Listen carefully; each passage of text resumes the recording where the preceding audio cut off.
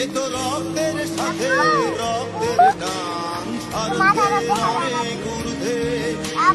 হঠাৎ অজানা ঝড়ে তোমায় হারালাম মাথায়। একটা ছোট বাচ্চা যখন তার আব্বুকে হারায়, সে শুধু একজন মানুষকে হারায় না, সে হারায় একটা ছায়া, একটা নির্ভরতা, একটা ভালোবাসার পাহাড়।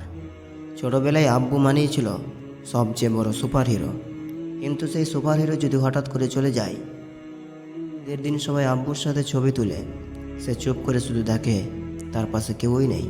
তার জামাটা হয়তো নতুন, কিন্তু মনটা পুরনো কষ্ট দিয়েই ভরা।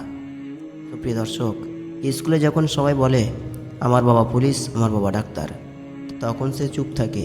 তার বাবাকে তো আর বলার মতো করে চিনে না সে। তো প্রিয় দর্শক, যে বাচ্চারা খুব ছোট থাকতে বাবাকে হারায়, তারা হয়তো শুধু একটা ছবির মধ্যেই বাবাকে খুঁজে পায়। তাদের মায়ের মুখে শুধু একটা কথা, তার আব্বু খুব ভালো মানুষ ছিল, এইটুকুই তার স্মৃতি। সুপ্রিয় দর্শক, যখন সংসার অভাব এসে পড়ে, তখন এই ছোট হাতগুলো খেলনা নয়, টানতে থাকে সংসারের দড়ি। শৈশবটা হারিয়ে যায় কালের গর্ভে। প্রিয় দর্শক, এই শিশুগুলি দোষী নয়, পৃথিবীটাই কখনো কখনো খুব নিষ্ঠুর।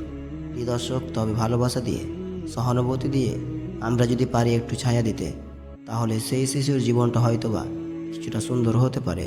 প্রিয় দর্শক, আপনার আশেপাশে যদি এমন কোনো শিশু থাকে, একটু বেশি ভালোবাসুন।